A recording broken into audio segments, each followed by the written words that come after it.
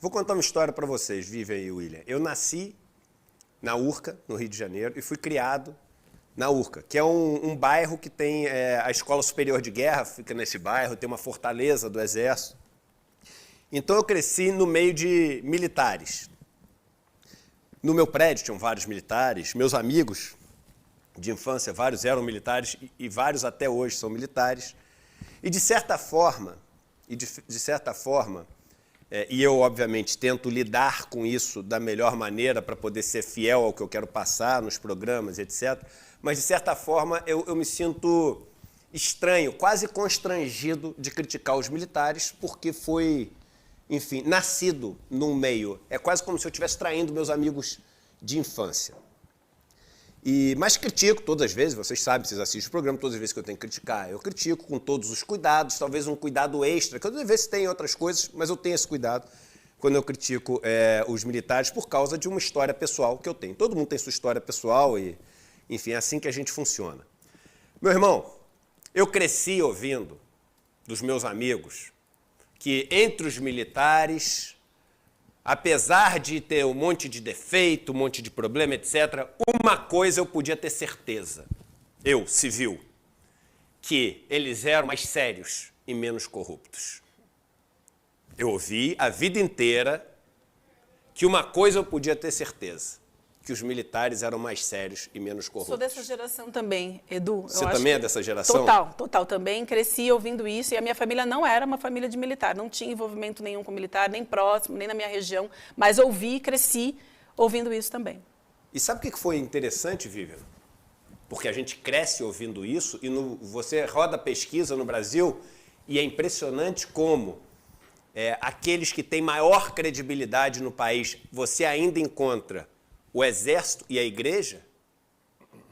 Interessante isso ser um capítulo do Psicologia das Massas do Freud, um capítulo do livro Psicologia das Massas do Freud, de 1922, é o Exército e a Igreja.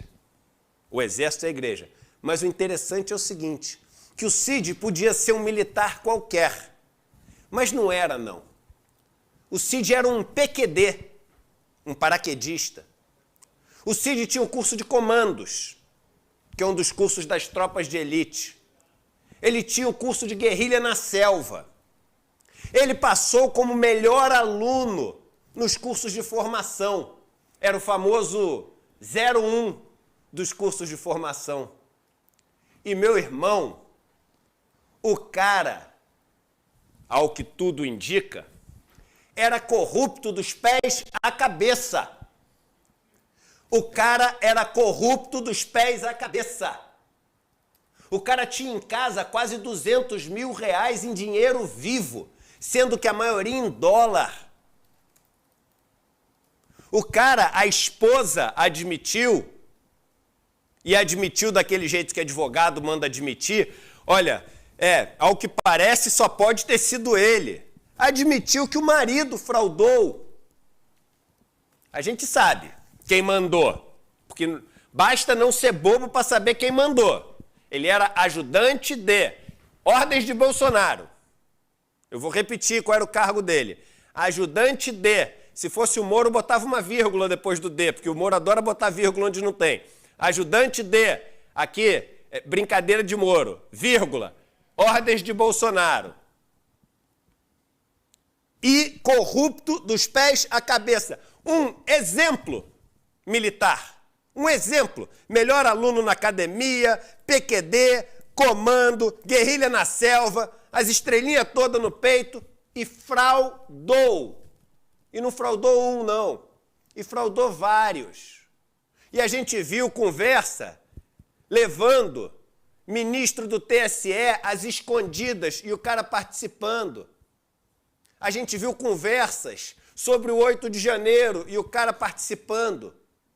Então você entende como é importante isso ter acontecido não com um militar qualquer, mas com um que tem todas as condecorações, as patentes, os prêmios, os títulos, para mostrar o seguinte, irmão, o Exército não tem nada de especial. Talvez o Exército não seja mais corrupto do que outras instituições, mas menos não é. Menos não é. Não me venha com essa aura moral, com essa aura de incorruptíveis, porque não é. Não é. E a gente tem que quebrar um pouco esses mitos, entendeu? Vale para o exército, e já que a gente estava falando, vale também para a igreja. Vale também para a igreja. Ah, porque não, ele não faria isso, porque ele é um padre, ele é um pastor. Coronéis, padres, pastores, são, meu irmão, pessoas como nós. São pessoas que dentro de uma sociedade doente como essa nova, têm todos esses impulsos doentes. E o perigo é a gente idealizá-las como incorruptíveis, como mais corretas, como num patamar moral acima, porque não são. E aí eu achei importantíssimo isso que aconteceu, está acontecendo com o Mauro Cid, porque a gente precisa de uma vez por todas quebrar esse cristal.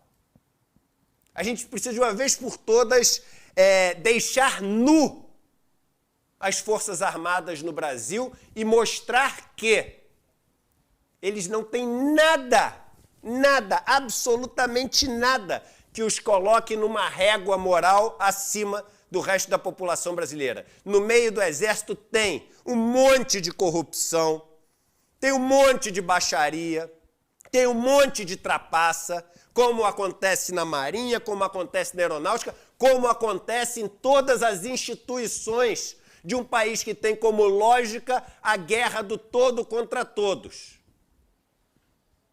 E tem, domando o poder, tomando o poder e tocando o poder, um grupo de pessoas, meu irmão, que nunca se destacou por ser moralmente superior às outras. Então isso, para mim, do Cid, com um cara com tanto prêmio, com tanta título, com tanta pompa, é fundamental para a gente, de uma vez por todas, entender que a turminha militar não é uma turminha que dá para confiar mais do que as outras. É uma turminha com todos os problemas e defeitos que as outras têm. Com um problema: armada.